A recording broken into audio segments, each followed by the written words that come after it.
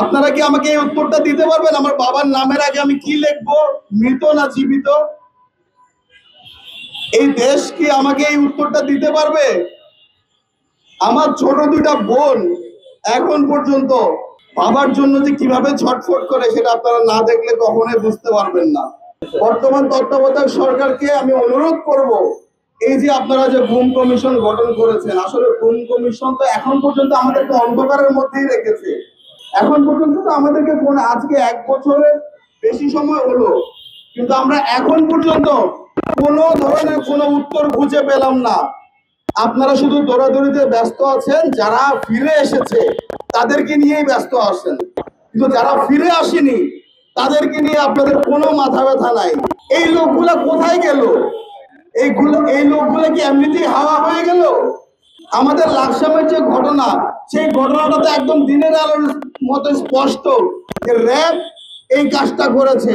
একটা বছর আমি এই একটা বিচার চেয়েছে, সন্ধান চেয়েছে, এরকম রাস্তায় দাঁড়াইছি। আমি আর সামনের 12 বছর দাঁড়াতে চাই না।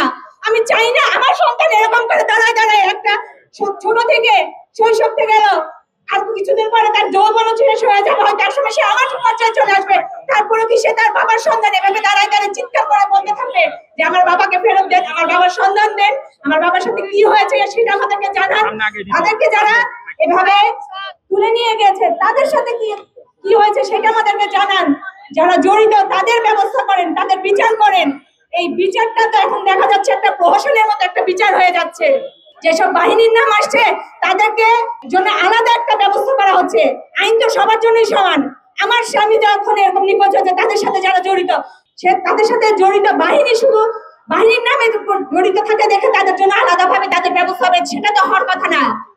বিচার প্রত্যেকের জন্য সমান হওয়া উচিত। তাহলে তো সেই বৈষম্য থেকেই গেল, যে এই বৈষম্যের কারণেই আজকে এই 5ই আগস্টের জন্ম হয়েছিল। সেই বৈষম্যের শিকার যদি আজকে আমরাও হয়ে যাই, তাহলে তো এই বৈষম্য সারা জীবন চলতে থাকবে। এই বৈষম্য কোনোদিন আর দূর হবে না। আমি চাই এখন অন্তর্বর্তীকালীন সরকার আমরা যারা এরকম গুম হয়ে আছে সেই পরিবারগুলোকে অন্তত জানাক, এই পরিবারগুলোর সাথে কি হয়েছে, তাদের যেন অন্তত একটা সমাধান দেন। আমরা 12 বছর রাস্তায় দাঁড়িয়ে চিৎকার করে যে কমিশনটা গঠন করার জন্য বিনোদ স্যারকে বললাম, সেই কমিশন গঠিত হলো ঠিকই, কিন্তু সেই কমিশন আমাদের কোনো খবর দেয় না, আমাদের স্বামীদের কোনো সন্ধান দেয় না।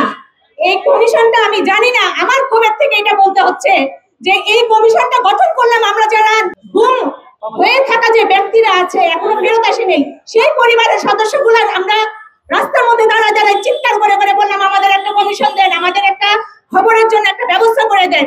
সেই কমিশন গঠন হলো ঠিকই, কিন্তু সেই কমিশন এখন পর্যন্ত আমাদের স্বামী যারা এরকম গুম হয়ে আছে তাদের ব্যাপারে কোনো রকম কোনো তথ্য